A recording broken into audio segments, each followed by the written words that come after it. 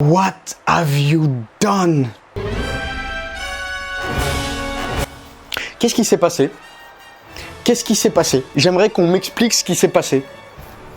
Est-ce qu'on était bien devant la suite de Jurassic Park? Est-ce que ces films sont bien censés être la reprise, la suite d'un des plus grands mythes du cinéma, Jurassic Park, et pas un mythe parce qu'il y avait des dinosaures et des gens qui se tapaient contre des dinosaures? C'était pas ça l'histoire du mythe de Jurassic Park. C'était l'âme qu'il avait, l'âme qu'il détenait, l'ambiance qu'il arrivait à transmettre, les récits, la narration, les scènes, les musiques, tout ça combiné, une poésie mélancolique. Il y avait tout dans Jurassic Park. Qu'est-ce que cette suite vient foutre dans l'œuvre cinématographique de Jurassic Park? J'ai besoin qu'on me l'explique. Si vous savez dans les commentaires, expliquez-le moi. Vous allez galérer pour me le faire comprendre, vous allez galérer pour me convaincre, mais je vous laisse à vos claviers pour m'aider à surmonter cette tragédie. Ah oui, avant toute chose, cette critique ne sera pas objective, comme toutes les critiques d'ailleurs, parce que Jurassic Park est mon film préféré. Bien sûr, il y en a plein d'autres que j'adore. Plus je grandis, plus je le découvre avec d'autres yeux, et plus je grandis, plus je m'aperçois de la profondeur que ce film a et aura toujours. On va faire simple, on va faire très simple.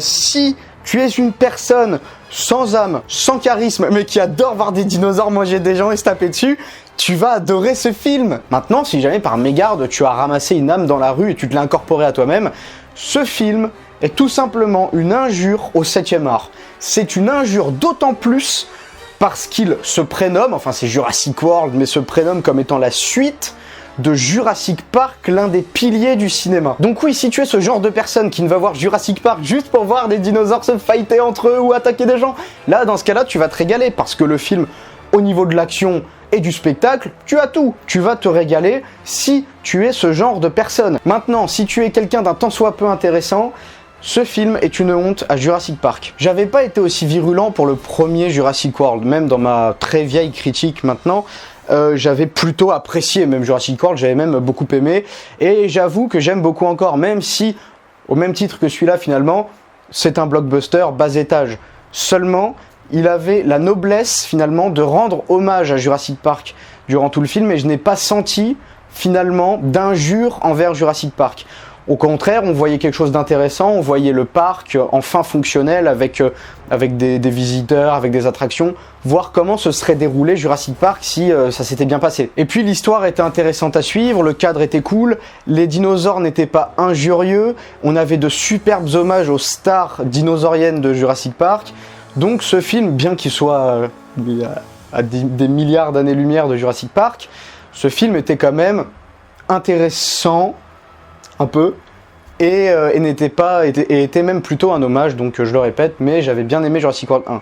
Mais là, celui-là, le 2, a pris la direction que je craignais.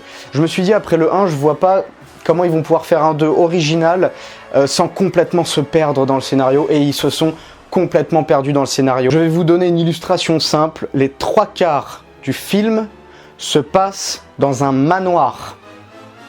Un manoir.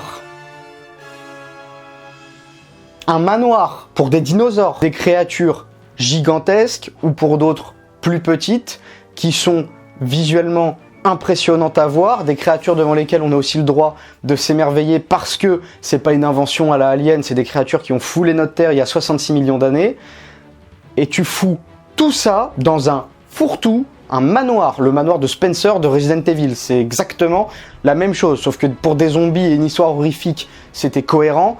Pour du Jurassic Park, non, et même pour n'importe quel film de dinosaures, mettre tout le film quasiment dans un manoir, à limite une ou deux scènes, pourquoi pas, mais mettre tout le film dans un manoir, ça n'a aucun sens. Mais alors, aucun. Mais c'est du gavage d'oie ce qu'on a vu. Parce que je vais vous dire la sensation que j'ai eue devant ce film. J'ai eu la sensation de passer 80% du film, 80% du temps de film, à regarder des dinosaures en cage. C'est pas pour faire mon activiste animalier, mais tu vas voir un film de dinosaures, peut-être les seuls films de dinosaures qui vaillent quelque chose aujourd'hui, d'un point de vue en tout cas visuel, pour les voir en cage.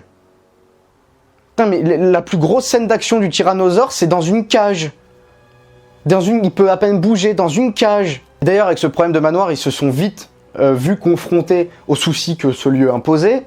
C'est que, tout simplement, ils ne peuvent pas véritablement mettre de scènes de dinosaures dans un manoir. C'est pour ça que Les 90% de films, on ne voit qu'un seul dinosaure. On voit ce dinosaure, mais que dis-je? Abomination, un hybride. Ce dont je redoutais le plus, c'est qu'ils se mettent à ne faire des films que pour vendre des jouets, des jeux, des machins. Et ça, en te le vendant avec des hybrides, en te disant « Oui, alors c'est une fusion du tyrannosaure et du vélociraptor, du coup, c'est trop fort !» Je ne comprends pas que les gens apprécient ça. Ce sont des films sur des dinosaures, des créatures qui ont existé, des créatures qui ont un passé, des créatures que tout le monde, dans le temps, avait rêvé de voir en vrai au moins une fois. Ces créatures qui sont l'histoire de notre planète. Et c'est les seuls films qui font ça. Qu'est-ce que vous me foutez des mi-monstres, mi-hybrides? Ce qui est intéressant dans les dinosaures, c'est de voir les vrais. À la limite, faites d'autres espèces si vous voulez, mettez de nouvelles créatures, etc. Tout en gardant le T-Rex en star de Jurassic Park parce que quand même c'est l'icône. Mais malgré tout, qu'est-ce qui manque dans l'univers des dinosaures? Et surtout, les hybrides qui sortent, alors je vais critiquer ce que je vais dire, mais j'aime bien, ça me rassure. C'est-à-dire que les hybrides ressemblent totalement à des dinosaures plausibles. Donc ça me fait dire deux choses. Premièrement, je suis content, parce que je préfère nettement voir leurs hybrides, les regarder en me disant « Oui, bon, ils appellent ça hybride, mais c'est un dinosaure. » Moi, je préfère me dire ça, parce que au moins, on reste complètement dans le cadre dinosaurien et on part pas dans des délires complètement loufoques. Donc ça va. Par contre, deuxième point qui ressort forcément, c'est pourquoi faire des hybrides? Pourquoi? Simplement aller observer les fossiles qui ont été trouvés, observer les illustrations de dinosaures faites par des paléontologues ou des artistes pour voir un petit peu quelle bouille de dinosaures vous voudriez mettre en star du film, après le T-Rex toujours, mais en star du film. Voilà, pourquoi faire des hybrides? Parce que bon, pour en revenir à ce qui me rassure, c'est que l'Indominus Rex, par exemple, de Jurassic World 1, ça m'allait plutôt bien, parce que ce dinosaure, je le regarde, je vois un grand théropode. C'est un dinosaure dont la morphologie est parfaitement plausible dans un dinosaure. C'est quand tu le vois, tu te dis c'est une espèce qui pourra peut-être être découverte un jour, ou qui a déjà été découverte mais jamais mise à l'écran, et ça pourrait donner ça. Donc peut-être ces longues griffes et longues mains, ça pourrait, voilà, pour un théropode c'est un peu étonnant parce qu'ils ont souvent les bras atrophiés, mais pourquoi pas? Quand je l'ai vu, je me suis pas dit « Waouh, c'est complètement sorti du cerveau d'un artiste ». Non, ça me semblait plausible. Et là, ce nouveau dinosaure, encore plus. Enfin, oui, plus ou moins. Parce qu'ils lui ont donné à la fois la bipédie, puis il a quand même une tendance à être quadrupède. Ce qui a été l'étape entre le Dimétrodon, l'ancêtre des dinosaures, le Dimétrodon, et les théropodes d'aujourd'hui, du Trias Jurassique-Crétacé. Et parce que c'est de lui, en fait, on est passé du Dimétrodon, quadrupède, aux dinosaures qui sont devenus bipèdes. Les dinosaures théropodes carnivores, bipèdes, ceux-là sont des dinosaures. Et l'intermédiaire entre les deux, ça a donné des créatures comme le Postosuchus ou ces créatures-là qui étaient quadrupèdes mais pouvaient de temps en temps avoir recours à la bipédie. Et là, on voit un petit peu ça dans cet hybride. Mais voilà, moi ce qui me dérange, c'est pourquoi dire que c'est un hybride? C'est parce que, non mais ça dénonce un message dans le cinéma actuel. Ça dénonce le message terrible qu'aujourd'hui, on doit vendre à des demeurés. Mais à des demeurés, attention, je m'inclus dedans, parce que le cinéma, alors j'allais dire nous prend pour des demeurés, mais alors peut-être que beaucoup de gens le sont. Parce que le cinéma ne fait que répondre à une attente. Ils savent comment faire des vues, comme sur YouTube, c'est le même principe. Donc, peut-être que c'est ce que les gens demandent. S'ils avaient entendu, oui, c'est une espèce qui est l'intermédiaire entre les dinosaures, ou bien c'est une espèce quadrupède et bipède, etc., ça les aurait 10 fois moins intéressés que, oh, c'est un hybride entre un raptor et un T-Rex. Mais ça me déprime. Ça me déprime que les gens en soient là. Il faut placer un mot qui te fasse dire, oh mon dieu, trop lol, oh cool, ça va exploser de partout, pour que tu ailles voir un film. C'est une catastrophe. C'est une catastrophe, parce que la direction que ça prend, on peut se demander combien de temps quelques bons films vont subsister. Parce que le pire dans tout ça, c'est que c'est pas un simple film sur des dinosaures.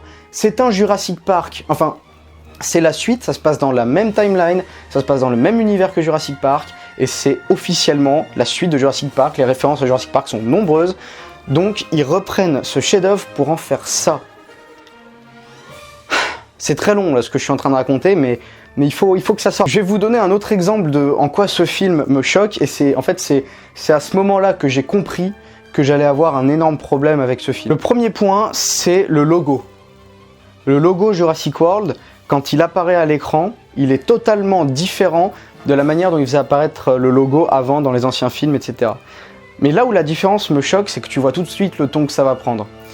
Quand tu vois le logo Jurassic World, il se forme en fait avec de la lave et des explosions volcaniques. Pour moi, ça c'est le signe même du blockbuster. On n'est plus du tout dans le rêve, la contemplation, l'émerveillement et parfois même la pression ou le sentiment d'angoisse, mais des sentiments qui peuvent se mêler facilement. Là, on est vraiment dans le blockbuster pour moi. Quand ce logo s'est affiché, je me suis dit, aïe, c'est pas gagné. Soit ça fait référence à l'extinction des dinosaures qui a été donc très volcanique. D'abord une météorite, la météorite du Chicxulub s'est écrasée dans le golfe du Mexique, qui a déjà réduit pas mal la population à néant, puis des chocs climatiques et beaucoup d'explosions volcaniques. Alors je me suis dit peut-être ça fait référence à ça, d'autant que le film s'appelle Fallen Kingdom, donc le royaume déchu. Je me suis dit peut-être qu'il va y avoir beaucoup de références à l'extinction des dinosaures, sachant qu'en plus l'île Isla Nublar allait se détruire dans le film. Je me suis dit, le seul moyen que ce logo n'annonce pas un blockbuster, ce soit que la référence soit celle-ci, l'extinction des dinosaures qu'on va voir reproduite entre guillemets sur Isla Nublar. Et donc j'ai gardé un peu espoir. Mais le moment où je me suis dit tout espoir est perdu, c'est ce dramatique moment. Et j'ai peur, dites-le moi dans les commentaires, j'ai peur que personne ne l'ait relevé, parce que dans la salle, ah oui, j'ai détesté les gens dans la salle du cinéma. Mais si vous me regardez, vous ne savez pas que j'étais là, je vous déteste ceux qui étaient dans ma salle de cinéma. Parce que tout ce en quoi les scènes étaient faites pour, vous tombiez dedans, mais à chaque fois.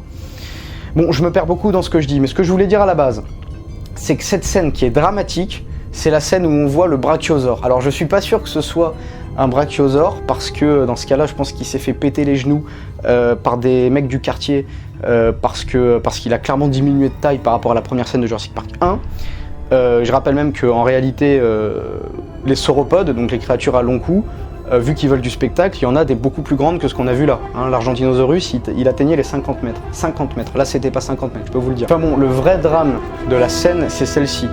C'est que la première scène, donc où on voit ce brachiosaure, ce petit brachiosaure, elle fait évidemment écho, complètement écho, à la célébrissime scène de Jurassic Park 1, où Alan Grant et toute l'équipe voient pour la première fois dans l'histoire du cinéma et dans leur histoire à eux dans le film, un dinosaure, ils voient ce brachiosaure. Et cette scène, pour Jurassic Park et pour le cinéma, et même pour l'humanité, le monde, cette scène est une des plus grandioses qui ait jamais foulé notre terre. Et évidemment, il a fallu qu'il y ait un remake ici. Et un remake, mais d'un bas étage, mais d'un triste. Mais j'avais envie de vomir en voyant ça, ça m'a filé la gastro, mais instantanée. C'était, quand j'ai vu ça, mais je me suis dit, mais... Il n'y a plus d'âme, il n'y a plus, c'est fini. Pourquoi cette scène était parfaite dans Jurassic Park 1 et pas dans Jurassic World 2 ? Je vais expliquer. Bon, déjà, pour la simple et bonne raison que c'est une reprise dans Jurassic World 2, et qu'une reprise, ce n'est pas inventé ni réinventé, c'est copié. À partir du moment où c'est copié, c'est raté. Parce que si tu copies le truc, bah, t'as beau pomper sur l'ancien, tu pourras jamais redivulguer ce que l'autre a apporté par effet de surprise. Donc ça déjà, c'est du tout faux. Ils ont voulu s'approprier la scène, exactement à la manière d'un Dragon Ball Super, comme j'en parlais avant. Ils chopent la scène légendaire qui a fonctionné sur des millions de gens, et qui a fonctionné parce qu'elle a tout le mérite pour. Ils l'ont pris, ils l'ont rendu moins bien et ils l'ont remise pour que justement, par effet de nostalgie, le film s'approprie le sentiment que tu as eu devant cette scène la première fois. C'est une escroquerie. Maintenant, dans Jurassic Park 1, en quoi cette scène était incroyable ? Parce que elle était déjà unique au monde, et puis ce qui en ressortait était immense. Le premier dinosaure que tu vois, c'est un brachiosaure gigantesque. Tu le vois dans un plan éloigné. Tu le vois en comparaison avec la voiture et les personnages. Tu prends conscience de l'immensité de la bête. Le tout avec un rugissement, ou en tout cas ce qu'il lui avait donné comme rugissement, qui est limite un chant apaisant en contraste avec l'immensité et ce côté imposant de la créature. Et là, surtout, tu vois cette scène d'un point de vue. Du point de vue de Alan Grant. Alan Grant, un paléontologue. Paléontologue qui, toute sa vie, toute sa vie a accepté d'être payé au lance-pierre pour ramasser des cailloux par terre en se disant « Oh putain, peut-être que c'était un dinosaure, peut-être que là, ce caillou que je touche est en fait un fossile et qu'il appartenait à un dinosaure il y a 66 millions d'années. » C'est-à-dire que ce mec, donc dans son personnage, lorsqu'il trouvait ce genre de cailloux, rien que ça, sa passion envers les dinosaures était telle que rien que trouver un caillou comme celui-ci lui suffisait d'être payé au lance-pierre et de vouer sa vie à chercher d'autres cailloux et d'autres ossements pour simplement toucher une part du passé, celle des dinosaures. Donc la passion de ce personnage qui a sacrifié sa vie à sa passion, prendre son point de vue était parfait et tellement bien traité. Lorsque Alan Grant voit le brachiosaure pour la première fois, on a des frissons avec lui. Parce qu'on ne voit pas tout de suite le brachiosaure. On voit d'abord le gros plan sur Alan Grant, qui perd complètement ses moyens. Le jeu d'acteur est exceptionnel. Et tu le vois gravir la voiture, enlever ses lunettes parce qu'il ne peut pas en croire ses yeux. Et là, il voit la bête, et là, on la voit avec lui. C'est après qu'il l'ait longtemps fixé, que la caméra s'éloigne et se retourne et qu'on voit bien le brachiosaure. Et là, on le voit avec lui, avec son émotion de paléontologue. Et ce qui vient sublimer la scène, c'est évidemment la musique et les plans, bien sûr, mais ce qui vient sublimer la scène, et c'est important de le noter. C'est important parce que je suis sûr que ça passe inaperçu pour plein de gens. C'est cette phrase. Alan Grant, lorsqu'il voit le brachiosaure et qu'au loin il voit d'autres dinosaures dans l'eau en train de se baigner, enfin en train de sociabiliser, machin, il voit ces dinosaures au loin, des Parasaurolophus qui sont dans l'eau, et là il les regarde, et là l'air rêveur et en même temps avec le regard d'un homme qui a un sentiment accompli, il regarde au loin et il déclare cette phrase « Il se déplace en troupeau ». Il se déplace en troupeau. Il le répète. Ce qu'il faut comprendre dans cette phrase, qui paraît anodine, mais qui est en fait d'une immensité grandiose, c'est mettez-vous à la place de ce paléontologue qui, en cherchant ces cailloux et en rassemblant des os, il essayait de toute sa force de déterminer le plus possible ce qu'étaient ces créatures.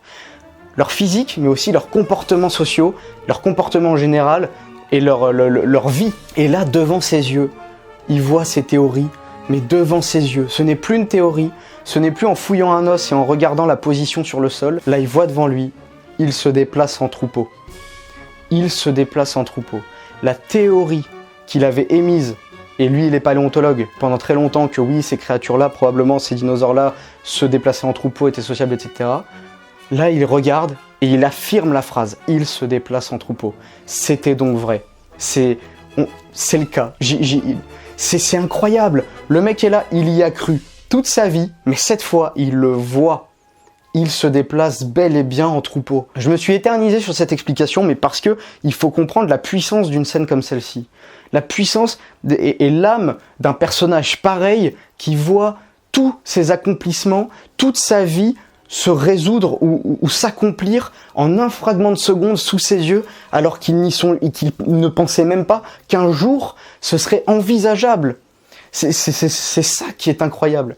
Et là, dans la scène de Jurassic World, mais s'il vous plaît, on voit le brachiosaure, 3 connards qui le regardent impressionné, une meuf qui se force à chialer, il y a un pleur forcé pour essayer de te soutirer à toi un petit « Oh, c'est mignon ». Mais c'est incroyable d'oser faire ça avec une scène pareille. Bon, je suis resté 1 heure sur ce truc, on passe au reste parce que ça m'énerve. Bon, bien sûr, c'est pas le seul clin d'œil que le film fait au précédent. On a bien sûr la griffe là, du nouvel hybride. La griffe un peu à la Raptor, enfin complètement à la Raptor, qui tape sur le sol, qui fait donc référence au premier Jurassic Park, là, lorsque les Raptors s'impatientaient un peu de trouver les enfants dans la cuisine, ils tapaient avec leurs griffes. Donc ça c'était aussi un clin d'œil. T'as eu le remake quasiment pareil, pur et dur, de la scène de la trappe, vous savez, dans la cuisine dans Jurassic Park 1, quand Lex essaye de se cacher avec la trappe, et au final le Raptor lui fonce dessus, elle n'arrive pas à baisser la trappe et il se prend un miroir. Bah là c'est pareil. T'as le dinosaure qui fonce sur la fille, elle essaie de baisser la trappe, elle y arrive pas, au final elle y arrive, il se prend la trappe. Donc là la seule différence c'est qu'il se prend pas un miroir mais il se prend la trappe, c'est-à-dire qu'il y a encore moins de recherche. C'est-à-dire qu'en repompant une scène, ils arrivent même pas à la rendre plus originale. Dans les clins d'œil, il y en a quand même malheureusement qui ont marché sur moi, comme lorsqu'on voit la voiture de Timmy retourner dans le film, hein. Donc c'était, vous savez, dans la scène de Jurassic Park 1, lorsque la voiture tombe de l'arbre et retombe sur Timmy et Alan Grant, et ben on retrouve cette voiture dans la même position. Ça a fait son petit effet, j'avoue, mais il faudrait pas. Donc pareil, les scènes sur Isla Nublar elles auraient pu être si intéressantes. C'est ça qui est aussi intéressant, c'est de voir les dinosaures dans un monde perdu sur une île dénuée d'humanité et d'urbanisation, on va dire, et du coup de voir d'un point de vue des humains, donc nous qui arrivons sur l'île, voir un peu cette vie dinosaurienne d'un monde passé qui est vachement aidé ici par le concept d'île, ce qui fait que la nature est encore bien omniprésente. Là dans ce film, je n'ai trouvé aucune scène qui représente ça. Toutes les scènes dans la jungle, c'était pour moi un fourre-tout général. Que de la cohue de dinosaures en panique, que des scènes d'action avec aucune contemplation, à part si peut-être la scène du tyrannosaure qui crie avec le volcan en fond. Cette scène était très belle, ça, il faut le reconnaître, cette scène, elle était vraiment très belle. Mais au-delà de ça, c'était de la cohue de dinosaures qui paniquent, etc. Ça aurait pu bien passer, parce qu'en effet, lorsqu'il y a un cataclysme, les dinosaures, ils vont pas rester sagement, ils paniquent, ils s'enfuient, ils se rentrent dedans, c'est cohérent. Seulement, ça ne va pas dans ce film, parce qu'on n'a pas eu de contemplation. Et la scène du brachiosaure, je crois que je me suis suffisamment expliqué pour montrer à quel point ça ne compte pas du tout en contemplation. Mais il n'y a eu aucune scène comme celle-ci. Aucune scène posée. Ça n'a été que ça, qu'un fourre-tout général parce que le volcan explose. Admettons que ce soit de la précipitation, mais c'est dommage, extrêmement dommage de faire ça. Ce qui m'a bien fait marrer aussi, c'est les carnivores sont forcément des méchants. C'est-à-dire, alors même si justement on veut les sauver, etc., parce que c'est des animaux, c'est-à-dire que t'as beau avoir un volcan en éruption derrière eux, de la lave à toute allure qui est en train de tomber, une fumée dévastatrice qui tombe au sol, des météorites, enfin des bouts de roche en lave du volcan qui tombent et s'écrasent partout au sol, avec tous les dinosaures en panique et en cohue, et bah le T-Rex ou n'importe quel carnivore, ils ont quand même envie de se faire un petit casse-croûte. Il faut se faire un petit snack, ils veulent choper des Maltesers, un Kinder Bueno, donc quand t'as le T-Rex, il croise quelqu'un sur sa route, il va tout de suite s'arrêter pour essayer de le bouffer. Alors que c'est l'apocalypse derrière lui. Ça m'a bien fait marrer, genre les carnivores qui perdent pas de vue leur truc parce que c'est des méchants, il faut quand même faire des scènes où il y a confrontation avec des dinosaures. Mais je peux vous assurer une chose, même si j'ai jamais vu de dinosaures en vrai, mais simplement en voyant les comportements animaux, ce que tu veux, que lorsque c'est l'apocalypse quelque part, la dernière chose à laquelle un carnivore va penser, c'est de manger. Lorsque c'est l'apocalypse quelque part, c'est full adrénaline et full instinct de survie. Parce que contrairement aux humains qui, à la fin du film, libèrent les dinosaures en se disant « ouais, c'est trop bien », bah, les dinosaures, contrairement aux humains du film, ont encore un peu d'instinct de survie. Donc du coup, lorsqu'il y a un volcan en explosion derrière eux, je peux t'assurer que leur dernière idée, c'est d'aller se bouffer quelqu'un. Ça sera après, quand tout sera apaisé et qu'ils s'en seront sortis, oui. Mais avec une telle apocalypse, non, le tyrannosaure va pas arriver pour affronter un carnotaure. Non, va pas y avoir un allosaure ou je sais plus ce que c'était qui va affronter la boule en verre. D'ailleurs, excellent choix d'île pour faire une île avec un parc et accueillir des visiteurs pour avoir un capitalisme rentable pendant des années et des années. Excellente idée de la bâtir sur un volcan en activité. N'hésitez pas à analyser le terrain la prochaine fois les mecs. L'idée d'avoir fait mourir le brachiosaure à la fin en le voyant au loin comme un appel à l'aide en train d'être entouré de flammes et de fumée et de le voir disparaître visuellement petit à petit avec son chant caractéristique, c'était intéressant. De voir le premier dinosaure qu'on a vu dans un Jurassic Park clore en fait la destruction d'Isla Nublar. L'idée était intéressante. Et puis je passerai sur le scénario calamiteux avec là les méchants capitalistes et les gentils véganes pro-animaux qui est d'un cliché monumental. Le capitaliste qui forcément veut aller vendre des dinosaures à des militaires, des terroristes et tout ce que tu veux, et le gentil vegan qui est là qui... Non mais all life matters, je dois sauver tous les animaux. C'est le cliché le plus total. Le capitaliste forcément méchant jusqu'à la moelle et le vegan animalier mais qui est d'une bonté d'âme prêt à se sacrifier pour la première poule qu'il va croiser. On était mais vraiment, c'est le paroxysme du cliché ce truc. Donc passer cette scène de au moins mais maximum 20 minutes sur l'île, on se retrouve directement avec des dinosaures en cage. Pour tout le reste du film dans un manoir. Dans un manoir, mais je m'en remets pas quand je me le dis. Tu fais une ou deux scènes dans un manoir, d'accord, ça peut être intéressant. Mais tout un film sur les dinosaures dans un manoir. Mais pourquoi? Donc une fois que tu as bien pu mater des dinosaures en cage pendant une demi-heure, ils sont bien dans le manoir, tout se passe bien, et justement, c'est là le problème, tout se passe bien. Tout se passe bien parce que les dinosaures sont en cage, et que les dinosaures, bien qu'on veuille en faire des créatures de cinéma, etc., les dinosaures, ce sont des animaux. Donc des animaux, si tu les mets en cage avec des cages bien mises en place, et bah voilà, ça reste des animaux, c'est des dinosaures, c'est impressionnant, c'est beau gosse, en effet. Un tyrannosaure, tu vas pas pouvoir lui mettre une mandale et t'en sortir, mais voilà, ça reste des animaux préhistorique, tout simplement. Du coup, qu'est-ce qu'il faut faire pour qu'il se passe quelque chose? Parce qu'on va pas faire un film où tout se passe bien. Ça serait pas rentable d'attendre 3 ans pour ça. Donc il faut bien qu'à un moment donné, un dinosaure s'échappe. Mais alors là, cette scène, ben, j'ai pas pu m'empêcher. Enfin, moi, des copains et même pas mal de gens dans la salle, on a pouffé de rire. Parce que c'est ce moment où tu vois ce mec qui va ouvrir la cage du dinosaure censé être le plus dangereux dans le film, pour ouvrir la cage sans la refermer, pour aller lui arracher à vif une dent. Putain, mais... prenez-nous pour des cons, mais prenez-nous pour des cons. Mais scénario de demeurer, quoi, alors. Donc évidemment, le dinosaure, avec ça, s'échappe. Et puis alors là, tout le film se passe entre échapper à ce dinosaure, et tout en sauvant les autres, parce qu'on va peut-être mourir dans 2 secondes, mais on est quand même grave vegan. Donc quand même, faut y aller. Et donc je rappelle que cet hybride est censé être l'arme biologique absolue qu'on va vendre à des militaires russes et à plein de gens, et à des terroristes, pour terroriser la planète. Eh bien, cette arme terrifiante se fait battre, enfin n'arrive pas à attraper une gamine de 6 ans.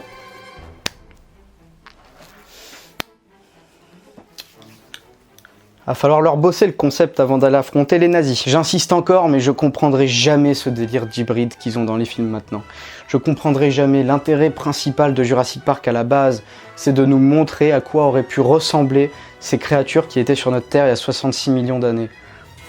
Pourquoi est-ce qu'on fait ça? Pourquoi est-ce qu'on fait des hybrides? C'est ça qui est intéressant dans Jurassic Park, c'est de regarder les créatures et se dire « ça a existé, c'était là où on marche ».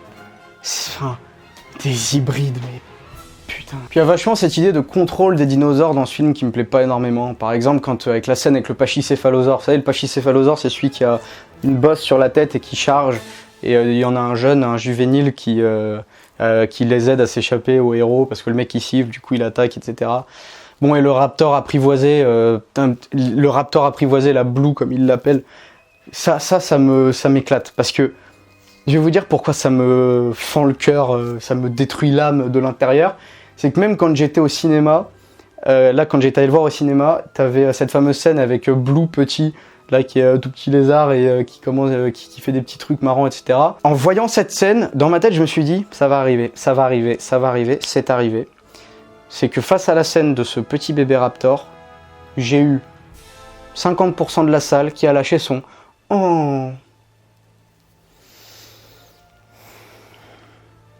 Heureusement que j'avais un popcorn et des Maltesers, parce que je voulais pas les lâcher pour aller taper le mec qui était à côté, mais franchement il y en avait 2-3 qui méritaient 4 mandats. Et puis bon bah la scène finale du film, qui alors je veux bien reconnaître qu'elle est osée, la finale, mais complètement idiote. Mais je veux dire complètement idiote. Les mecs, les gens libèrent volontairement tous les dinosaures sur Terre, enfin là où ils sont. Ils les libèrent du manoir, comme ça ils s'échappent. Parce qu'il faut pas qu'ils meurent du gaz de méthane, parce qu'on est tellement vegan qu'on préfère mourir. Il est où ton instinct de survie? Moi j'aimerais, dans la vraie vie, ça m'étonnerait que des mecs fassent un tyrannosaure, là tout seul face à un tyrannosaure qu'ils ont rien demandé, ils ont un fusil à pompe ou un lance-grenade, ce que tu veux, et ils disent non j'appuie pas, il a le droit de vivre. Mais ton instinct de survie, frérot, tu lui balances la cartouche entière dans la gueule et tu lui jettes l'arme dans le visage si t'as besoin. Bien évidemment, un peu d'instinct de survie. Les mecs libèrent les dinosaures. Puis alors après, tu les vois se déverser dans le monde. Bon, ils sont pas 15 non plus. Je veux dire, dans l'absolu, t'envoies des chasseurs ou ce que tu veux, enfin des gens formés avec des armes et des trucs. Puis ils règlent le problème en quelques instants. Mais sauf que entre-temps, évidemment, va y avoir des morts. Évidemment. Donc c'est comme lorsqu'il y a un tigre qui s'échappe d'un zoo. Là, c'est arrivé encore il y a pas longtemps. Bah voilà, il y a des énormes risques. Et tout le monde est en panique pour un tigre. Donc tu lâches un T-Rex, 3 raptors, des hybrides qui lancent des rayons laser par les yeux, bref, ce que tu veux. Évidemment, ça va causer des dommages. Donc, prendre cette décision en fin de film. En plus, la décision est d'un débile. Ils sont là, ils hésitent à ouvrir parce que les dinosaures vont mourir s'ils les laissent pas s'échapper. Ils hésitent à appuyer sur le bouton pour ouvrir. Puis là, t'es stressé avec eux. Non, je déconne, tu t'en bats les couilles. Franchement, tu les libères pas. Je suis désolé. Tu trouves une autre solution, mais j'en sais rien. Les mecs qui sont là, ils veulent appuyer sur le truc pour libérer. Puis la meuf, elle fait au moment, non, on peut pas. Et là, attention, personne l'avait vu venir. Ils sont tous dans un huis clos de 3 mètres carrés, mais personne n'a vu la petite fille qui a dû donc passer entre tout le monde pour le faire, qui appuie sur le bouton et qui fait « Ils ont le droit de vivre eux aussi ». Et là, les dinosaures s'échappent. Mais ils ont le droit de vivre eux aussi, mais de ton plein gré, tu libères pas des dinosaures dans la nature. En tout cas dans la nature humaine. Parce que, évidemment, qu'il va y avoir des morts, des mères, des pères, des enfants, des Jean-Louis. Et peut-être même toi, surtout, si t'es pas très humaniste, pense aussi à ta gueule aussi.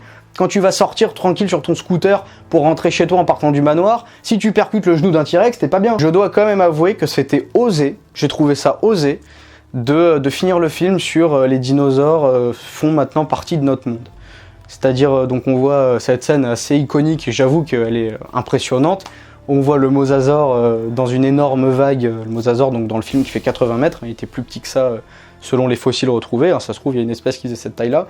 Mais le mosasaure donc on voit sur cette énorme vague et qui s'apprête à gober un surfeur, et tu vois cette créature gigantesque sur nos plages, c'était très impressionnant. Le mosasaure qui, je le rappelle, n'est pas un dinosaure, c'est un reptile marin, tout comme ce qu'on appelle les dinosaures volants, les ptéranodons, ptérodactyles, etc. Ce ne sont pas des dinosaures, ce sont des reptiles volants. C'est que les terrestres qu'on appelle dinosaures, les autres n'en sont pas. Donc cette fin est intéressante de mélanger complètement les dinosaures dans notre monde actuel, même si ça perd totalement sa saveur d'avant, parce qu'alors là, je redoute, mais tellement, Jurassic World 3. À mon avis, Jurassic World 3, ce sera dans Avengers. Ah là, on va avoir, crois-moi, on va avoir un hybride avec canon laser imprimé dans ses genoux qui va aller combattre Thanos. Alors, à mon avis, on est là-dedans, les mecs. Accrochez vos ceintures, on va partir là-dedans. Jurassic World 3, Apocalypse. À mon avis, tu peux pas faire autrement. Là, les dinosaures, selon leur fin, sont sur Terre. Je trouve ça un peu marrant quand même, comme la prolifération de l'espèce s'est fait vite. Il y avait 10-15 cages et t'as l'impression qu'ils sont dans le monde entier. On va voir comment ils vont tourner ça. Soit ce sera ça, soit à mon avis ce sera traquer justement les dinosaures qui sont échappés pour les remettre dans une zone habitable sur une île faite pour. D'ailleurs l'île qu'ils ont créée dans Jurassic World 2 exprès pour ça, qui n'a pas été utilisée. On dirait que tout le monde a oublié le site B, Isla Sorna, qui est l'île dans laquelle avant les dinosaures étaient d'abord créés, puis ensuite ils étaient ramenés sur Isla Nublar pour être mis dans des enclos et pour que le public vienne les voir, avec Isla Nublar qui était l'île du parc, alors que le site B, Isla Sorna, c'est l'île où étaient produits les dinosaures, et qui celle-là, dans la timeline de Jurassic Park, existe toujours bel et bien avec des dinosaures dedans. Donc je vois absolument pas pourquoi c'est parti aussi loin pour Isla Nublar. D'ailleurs, je vous pardonnerai jamais d'avoir détruit Isla Nublar. Non, laissez l'imagination des gens un petit peu. Pourquoi vous détruisez ce qui a été créé à chaque fois? Je veux bien que dans les livres Jurassic Park, si je m'en souviens bien, Isla Nublar est détruite à la fin, nucléairement je crois, parce que ça part en couille et les dinosaures, il faut surtout pas qu'ils arrivent, etc. Les livres sont exceptionnels et je vous invite à les lire, il y en a que 2 qui ont été adaptés au cinéma, Jurassic Park et Le Monde Perdu de Jurassic Park, donc vraiment Jurassic Park 1 et 2. Les films sont une adaptation et s'inspirent, mais suivent pas du tout complètement le livre. C'est quand même, il y a énormément de différences entre le film et les livres. Et les deux sont incroyables. Mais là, pour Jurassic World, je parle de l'univers des films. Donc là, je ne tolère pas que Jurassic World ait détruit Isla Nublar. Je vais quand même tirer 2-3 trucs positifs que j'ai trouvé du film, parce qu'il y en a eu, et j'ai quand même envie de le souligner, parce qu'il faut quand même faut savoir le dire. Visuellement, il y avait des choses très belles, même si j'ai trouvé que la 3D des dinosaures était en soi magnifique, les détails étaient somptueux. Par contre, je trouvais que parfois, on sentait vraiment très fort la 3D. Je trouvais que parfois, ça s'incrustait mal dans l'image. Mais après, c'est peut-être moi qui chipote. Bref, tout ça pour dire qu'il y a visuellement des choses qui étaient vraiment très intéressantes. Et je vais citer la première. C'est la toute première scène du film. D'ailleurs, quand je l'ai vue, je me suis dit, c'est bien parti. Au début, j'avais beaucoup d'espoir. Parce qu'on a cette arrivée du tyrannosaure. Et moi, le tyrannosaure, c'est l'icône de Jurassic Park. Donc, il ne faut pas y toucher. Il faut toujours, pour moi, le sublimer. Et là, c'était incroyable. L'arrivée du tyrannosaure, spectaculaire. C'est-à-dire qu'en fait, il est en arrière-plan dans le noir, et si tu as vu le film, la foudre tombe, et à chaque éclair de foudre, ça illumine une demi-seconde l'arrière-plan, où là tu vois l'énorme tyrannosaure au loin, sa tête et tout qui dépasse, puis donc après l'éclair se finit en une demi-seconde et tu le vois plus, puis il y a un éclat de foudre, tu le vois de l'autre côté mais qui s'est vachement approché, puis un autre et là il est tout près, et là c'était, puis un dernier, il hurle devant la caméra, et ça c'était vraiment impressionnant, imposant et ultra beau gosse pour le T-Rex. L'autre effet visuel qui m'a vachement plu, qui est très similaire à celui-là d'ailleurs, mais peu importe, j'ai trouvé ça vraiment top, c'est lorsque tu as la scène du Baryonyx. Le Baryonyx, c'est le dinosaure qui a un long museau, donc qui était plutôt piscivore, qui mangeait des poissons, etc., mais il faut toujours les rendre agressifs dans les films. Lorsqu'il traverse le tuyau, vous savez, il arrive par un tuyau et les deux protagonistes sont enfermés dans une salle et ils voient le Baryonyx, enfin ils le voient pas justement, mais il est en train d'arriver par le tuyau. Et en fait, nous, on le voit pas non plus. On a vu sur le tuyau, avec, on voit en premier plan les deux protagonistes et en arrière-plan le tuyau sombre. Et sauf que comme le volcan explose, de temps en temps, tu as des petites gouttes de lave, on va dire, qui s'infiltrent dans le tuyau, qui tombent. Et à chaque fois qu'une petite goutte de lave tombe, ça illumine en rouge le baryonyx en train de faire des mouvements de bouche, et ça te donne un effet oppressant et angoissant, parce qu'il traverse en plus un tuyau, mais vraiment très intéressant. Et à chaque fois qu'il y a une petite goutte de lave qui tombe, tu vois sa silhouette noire se dessiner un peu plus, c'était vraiment ultra beau gosse. Autre chose, je trouve que toutes les scènes d'action arrivent à effrayer. Je pèse pas trop le mot là pour le coup, mais effrayer dans le sens où même quand tu vois le dinosaure et que tu vois l'humain, c'est-à-dire qu'il n'y a plus d'effet de surprise où quelque chose va arriver à l'écran alors que tu l'as pas vu, il n'y a plus d'effet de surprise possible parce que tu vois tout le monde. Et bah malgré ça, ils arrivent quand même à te faire un peu bondir de ta chaise ou te stresser un coup, parce que la violence, la brutalité, la rapidité des coups de mâchoire des dinosaures est tellement puissante et instantanée qu'elle te fait sursauter même si tu le vois venir à 3 km. Ça c'était vachement bien. Tu vois vraiment la bouche du dinosaure lorsqu'elle décide d'attaquer et de se refermer. C'est tellement instantané et brutal que tu t'es obligé d'avoir un petit coup de frayeur parce que pourtant tu l'as vu venir et donc du coup c'est ça qui était fort.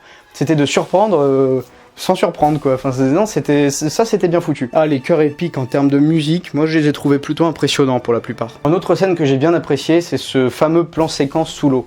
Alors je rappelle ce que c'est un plan séquence, même si je m'y connais pas trop en cinéma, mais je crois que la définition c'est plus ou moins celle-là. C'est lorsque tu filmes tout en un seul rush.